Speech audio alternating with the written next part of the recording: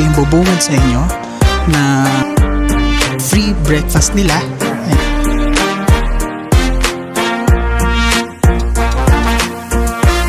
So dito kayo aakyat guys, M09. Ang itsura ng corridor nila, napakalawak. Buksan na natin ang kortina. So today is ipapakita ko na sa inyo ang pinakamagandang hotel dito sa Sapa, Vietnam. Sasabihin ko na sa inyo kung saan tayo nag-i-stay and kung ano yung meron dito. Ipapakita ko sa inyo ng detailed kung magkano ko siya na-book at kung saan ko siya na-book. So tara guys, samahan niyo ako. Let's go! Before tayo mag-proceed sa loob, kung ano ba yung itsura ng lobby, kung ano ba itsura ng room. So before tayo mag-proceed dyan, puntahan muna natin itong side na to. So kung makikita nyo guys, diba ito yung Lado Homestay. Now, kapag pumunta kayo dito sa kanan, kung makikita nyo yan na yung Viet Trekking Sapa. So guys, ipapakita ko na sa inyo kung ano nga ba ang itsura ng Lado Homestay.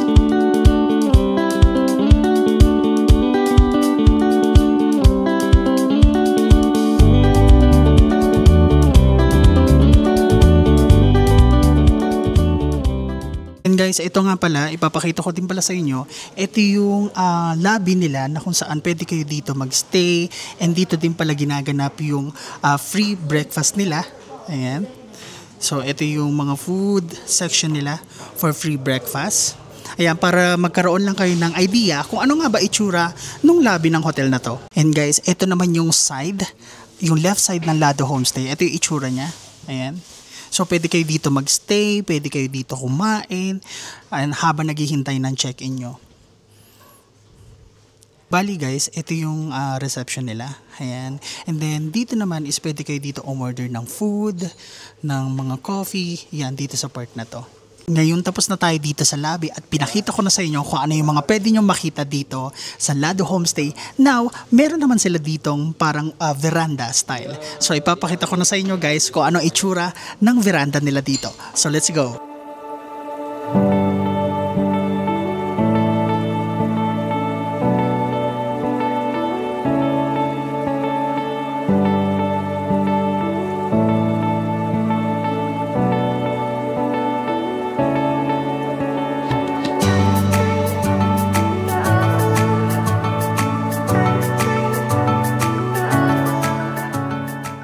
Bali guys, kung makikita nyo, napakaraming mga upuan, pwede kayo magstay dito, pwede kayo mag bonfire, ayan, papakita ko lang sa inyo.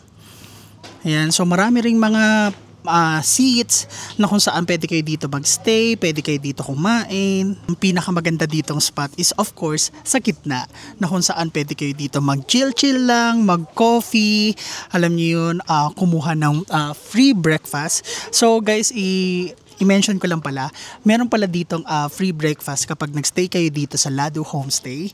So, yan, yung pinakita ko sa inyo kanina, andito sa side na to, yung free breakfast nila, andyan. Yan. So, sa part na yan, andyan yung free breakfast. So, ngayon guys, umupo muna tayo dito saglit para ipakita sa inyo kung ano nga ba yung perspective, kung ano nga ba yung itsura ng view dito sa labas ng veranda. At ito siya guys, look at this view.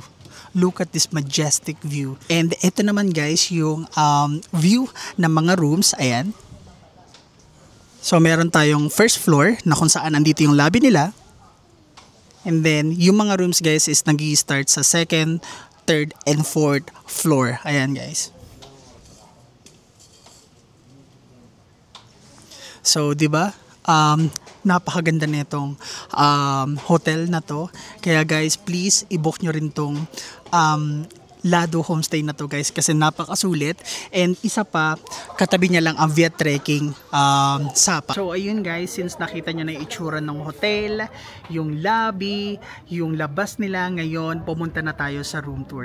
Ngayon guys, ipapakita ko na sa inyo kung gaano kaganda ang itsura ng mga rooms dito sa Lado Homestay. So tara guys, samahan niyo ako, let's go! Pagkalabas nyo dito ng hotel, left side lang kayo, ito siya. So dito kayo aakyat guys, papunta ng mga rooms nyo. Ayan.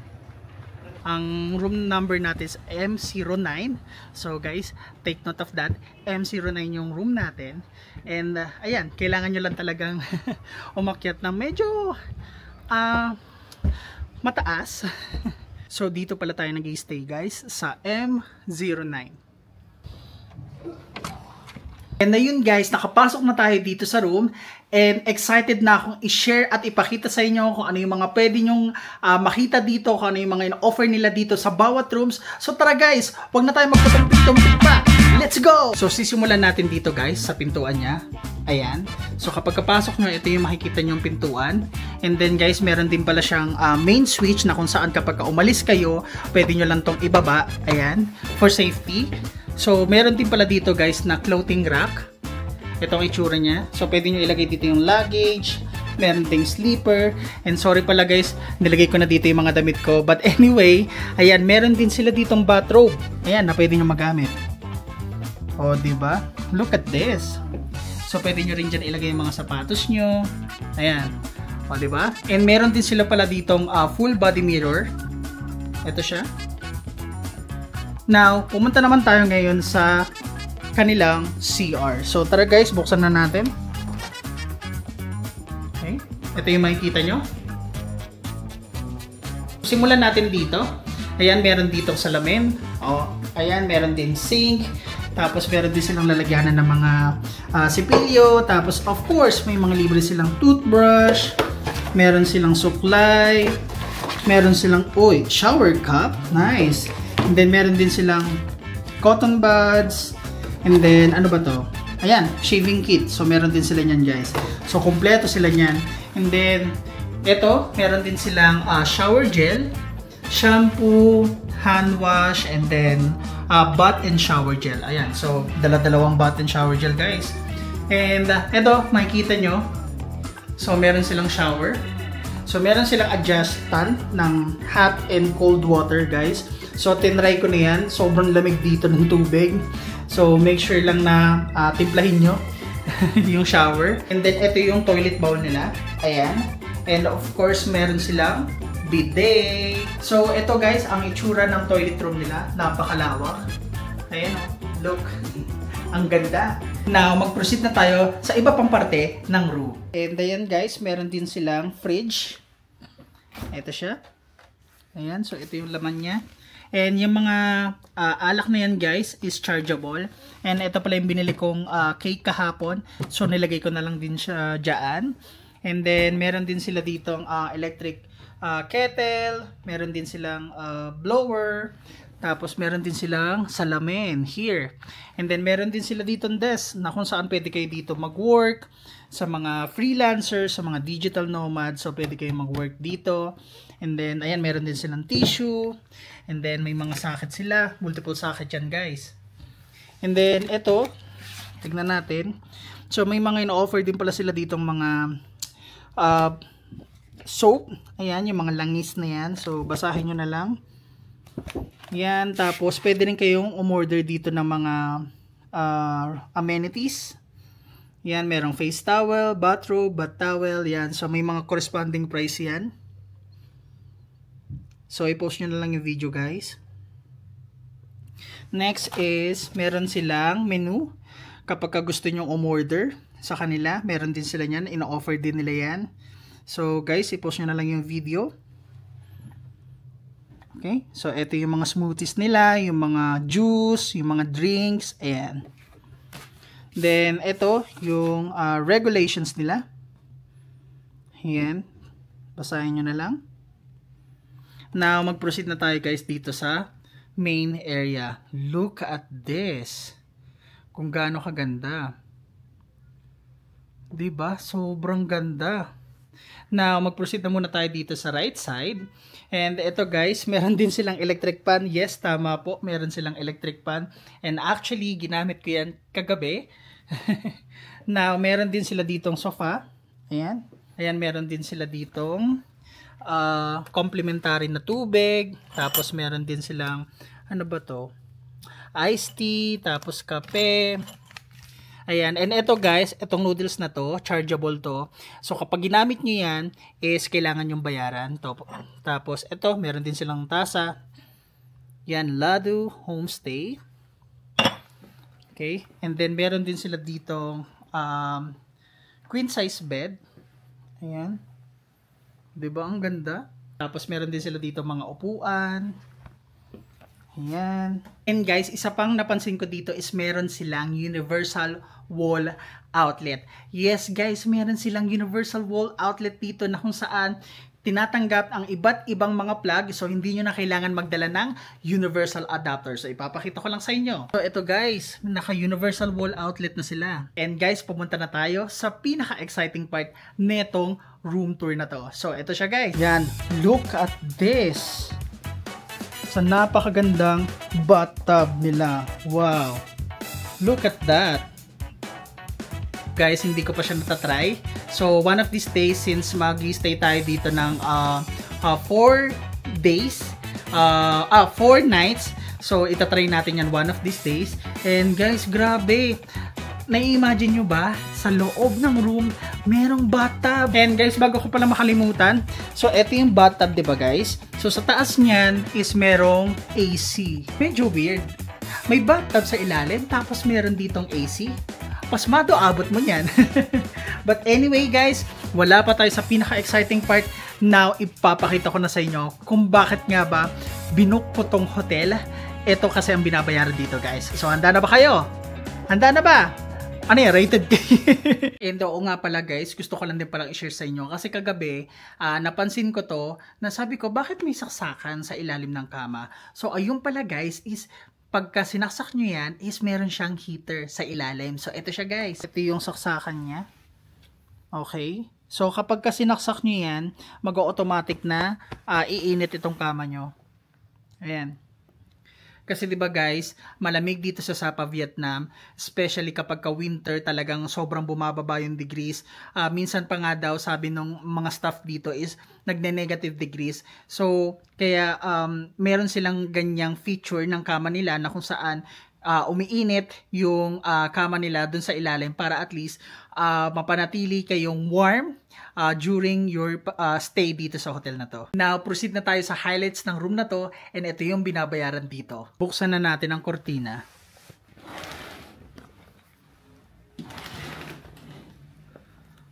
Look at this view. Look at that. And guys, of course, meron yung sariling veranda. So tara guys, lumabas na tayo. Look at this. What a beautiful and majestic view. Guys, ito ang binabayaran dito sa hotel na to, ang monorail view. Ayan, meron din sila niyan. Look.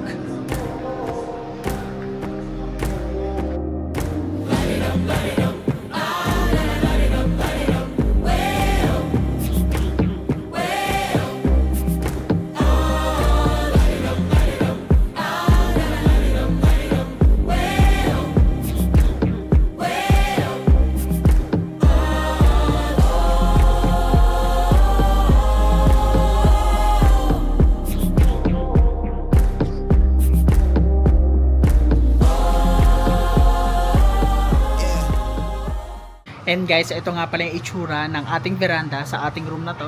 Ayan. Look. O, diba? Ang ganda. Grabe. Napaka worth it guys i-book itong hotel na to. Trust me, hindi kayo magsisisi. Now guys, since napakita ko na sa inyo yung mula sa labas ng hotel, sa lobby, and then sa room. So guys, pag-usapan naman natin kung magkano ang presyo nito per night and kung saan ko nga ba siya na-book. Okay? So let's go. First of all guys, na-book ko tong hotel na to sa Facebook page nila. So ilalagay ko na lang dito sa screen yung Facebook page nila, yung legit at authentic na Facebook page nila. And of course guys, ilalagay ko din yung link sa baba, yung Facebook page, para hindi kayo ma-scam. Kasi guys, nung kinokontak ko sila, nung nagbubook pa lang ako dito, is napakarami daw na mga fake Facebook page dito sa Sapa, Vietnam. And then, marami daw gumagaya dito sa Lado Homestay. So guys, please be very careful. Kaya guys, I want to make sure guys na kapag binook nyo to, ilalagay ko na lang yung legit na Facebook page nila. And ang problema kasi guys, wala pa silang yung authentic na checkmark, yung kung saan ma-verified yung authenticity ng account.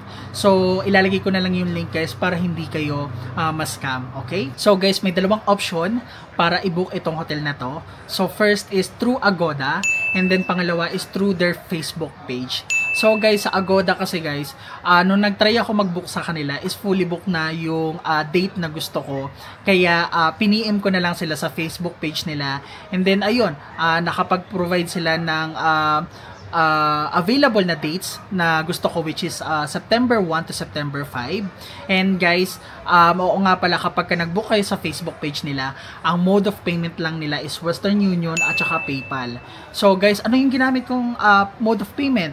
So guys, ang ginamit kong mode of payment dito sa pagbayad ng hotel is through PayPal. So basically, gumawa ako ng account, or kung meron na kayong account, i-link nyo lang yung bank details nyo or yung bank account nyo, tapos doon na kayo magbayad. And guys, ang policy naman pala nila ng payment nila is kailangan nyo magbayad or mag-down ng 50%, and then yung another 50% is pwede nyo nang bayaran kapag kadating nyo dito sa hotel. So ako, ang ginawa ko, nagbayad na ako kagad ng 50% sa kanila through PayPal, and then yung another 50% is yung pagdating ko dito sa hotel. So guys, ito na yung inaabangan nyo, magkano ko nga ba siya na book. So guys, basically kasi iba-iba yung room dito, but if ibobook nyo rin yung kaparehas kong room na M09 or etong style ng room na to, is nabook ko siya guys ng 3,700 per night. So yes guys, medyo pricey ng konti, pero I would say napaka worth it netong i-book, especially kapag kunyari dalawa or tatlo kayong maghahati, napaka worth it na. But since solo traveler tayo, and syempre medyo pricey ng konti, pero if you are a group or magkakasama kayo ng mga friends nyo, na mga tatlo kayo or dalawa or mag-couple kayo, sulit na. Kasi let's say kung 3,700, or sige, isarado na natin sa 4,000. So let's say per night dito is 4,000, tapos dalawa kayo, so tig 2,000 each na lang kayo. Well, it's not bad, right?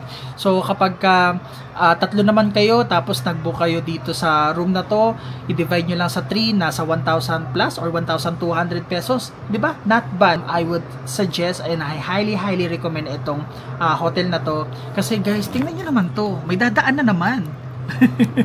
one to sawa kayo guys ng view ng monotrail, di ba?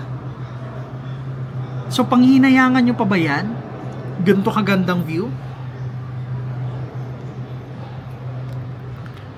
So ang gusto ko lang sabihin dito guys is kung minsan kailangan nyo ding i-splurge yung sarili nyo sa mga magagandang hotel. Ako guys, alam niyo naman na hindi ako talaga nagbo-book ng mga hotel na mahal, ganyan. And ayun guys, I highly suggest itong hotel na to. So kapag pumunta din kayo ng Sapa, Vietnam with your friends, with your family, with your loved ones, dito na kayo magstay. And again guys, heads up ko lang kayo, hindi ako sponsor dito sa hotel na to, okay?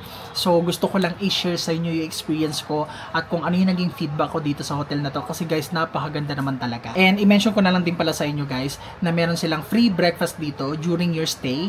So nag-i-start ang free breakfast nila mula 7:30 AM hanggang 9 AM. And then kung napanood nyo sa video natin kahapon, is meron din silang pinoprovide na free hotel pickup service. Yes, merong susundo sa inyo. So guys, kontakin nyo lang sila sa WhatsApp, and usually ang makokontak nyo doon is si Miss Moon. Hi Miss Moon, thank you so much for buying me a cake yesterday. So thank you so much. And guys, si Miss Moon, hindi ko alam kung siya ba yung manager or owner netong hotel, but guys, you can reach out to them through WhatsApp, and napakabait na mga staff dito. Wala akong masabi. Mula sa hotel, mula sa service, mula sa mga staff, perfect, panalo. So I guess guys, yun lang. Book nyo rin itong hotel na to kapag stay kayo dito sa Sapa, Vietnam, kasi hindi kayo magsisisi. And ayun guys, tapos na tayo dito sa hotel and room tour ng Lado Homestay. And if may mga questions pa kayo dito regarding sa hotel, ilagay nyo na lang sa comment section and sasagutin ko yan lahat. So proceed na tayo sa next video.